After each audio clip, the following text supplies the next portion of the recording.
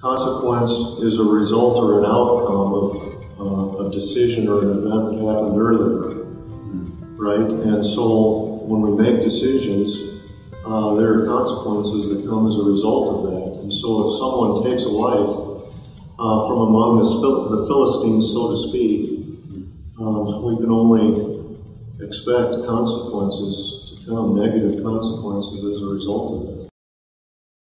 Samson failed in that he didn't seek counsel ahead of time. In other words, it would be advisable for any man, young man or young woman, if they had an interest in the opposite sex, before they allowed that relationship to start, to seek counsel. That's the time to seek counsel. Not once it gets going, because once it gets going, it snowballs, and it's like a runaway train. Now there's emotions involved, and it's hard to backtrack.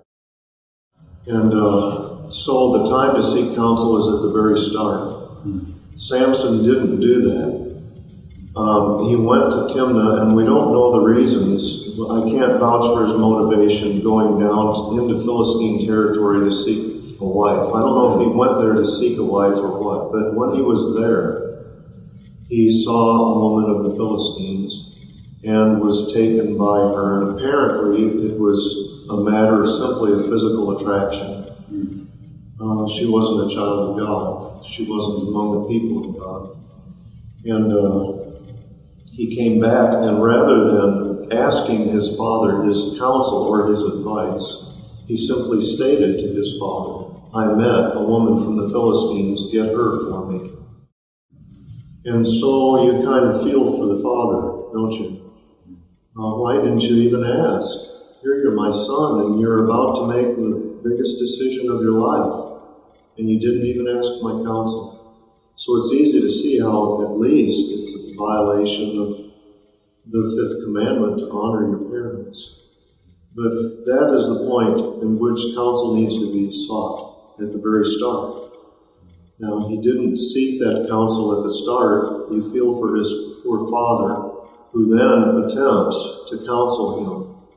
He says, but aren't there women among your own people of Israel that you should take a wife from an uncircumcised Philistines, from the people that are heathens? And so the father, he dares to give counsel to his son, and we as parents, we ought to take that example. We ought to dare to counsel our children. But again, Samson, in his foolishness, disregarded the counsel of his father, and it is his mother also there in that verse. It says his father and mother. He disregarded that counsel, and he said, she looks good to me. And literally in the Hebrew, that means she looks right in my eyes. And so there's that stubbornness, about those that have become involved in an infatuous relationship that causes them to just disregard counsel and proceed. I think they would seek counsel from if the father is not in the picture, or if they know the father is not going to even care. Well, here's what normally happens.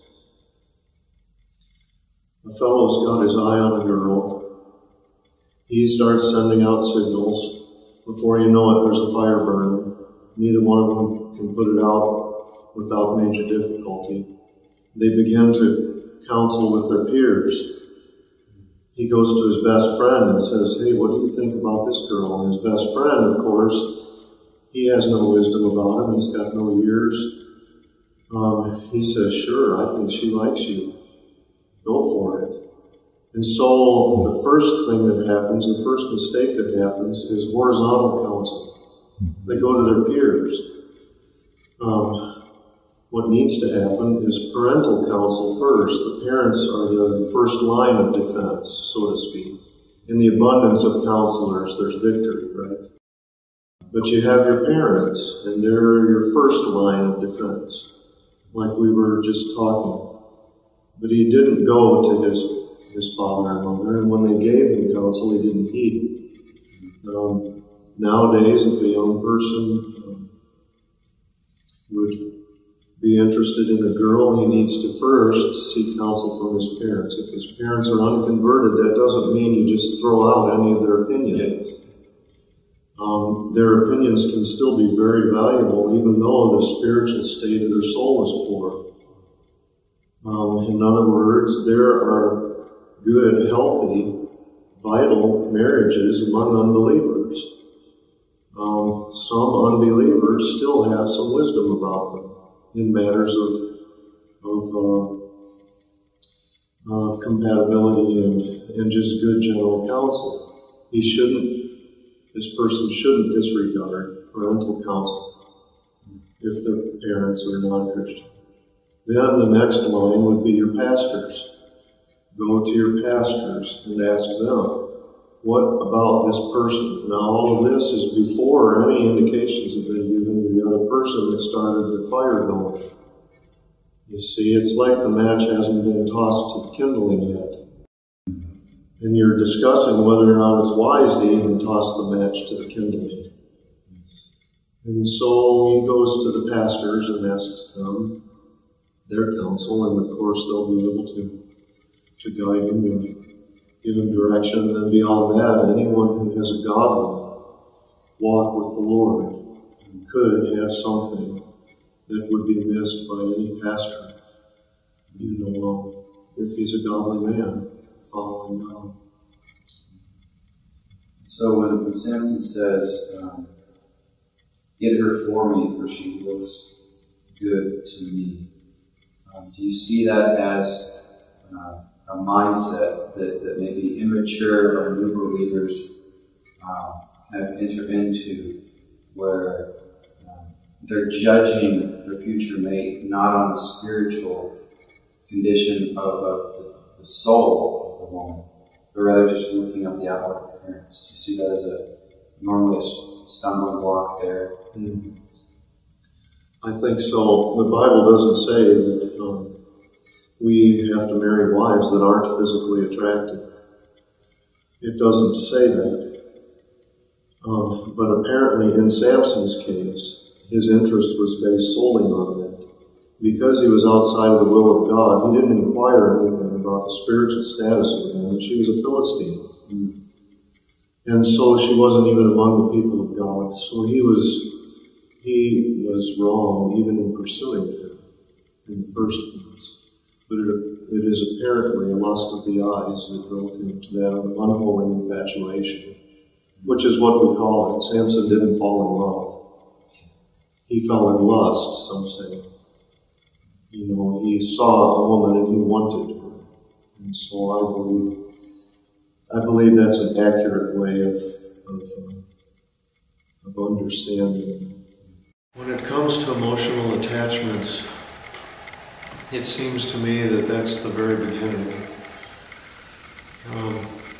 We send signals to the opposite sex that may or may not be treated, may or may not be interpreted rightly, and then signals are returned back to the other person, and before you know it, there's a relationship building there that is not necessarily founded on lust, but it has opened the door to it. And an emotional attachment still involves a giving of your heart in some way to that person. And a giving of your heart to someone of the opposite sex needs to be reserved for a husband and a wife, and not pieces along the way, on the trail, so to speak, when we finally wind up married. And so that's one negative. I don't know that I have any scriptures that come to my mind that would deal with that in particular, other than it's not advisable. And then another thing, if these emotional attachments need to be broken off because of some objective reason at a later date, now it's very painful. Now it's nigh on impossible, because the hearts are given, they're intertwined. And so that's a very difficult thing, because when the relationship starts and gets a head of steam behind it, so to speak, the first thing that happens is objectivity goes out the window. And now reality isn't faced, and real reasons and real objections aren't honestly evaluated and answered. And emotions drive the decisions, because there's an infatuation and an attachment. There, the heart is given. Now things are excused and things are avoided being looked at under the true light of scrutiny. And so there's not adequate, honest scrutiny there. These little infatuations that start and these emotional attachments and relationships, they're not small things. We might view them as that. Society calls it puppy love, but it's not that way. It starts that way, and it's not innocent. It snowballs. It becomes a runaway train. It becomes a forest fire with one match, right? And so it's very dangerous. He does not know that it will cost him his life. And it says also there in Proverbs, she's cast down many wounded, and many strong men she's slain. And so here you've got, how many times have we seen it? A famous religious, I call him religious because not necessarily a true believer, but some sort of a spiritual man in society. He falls to sexual temptation. The next thing you know, where is he at? He's gone. Not even in his place anymore. His marriage is ruined. His kids are gone. And it happens. It's a very serious thing, but that struck me from those verses. It's final.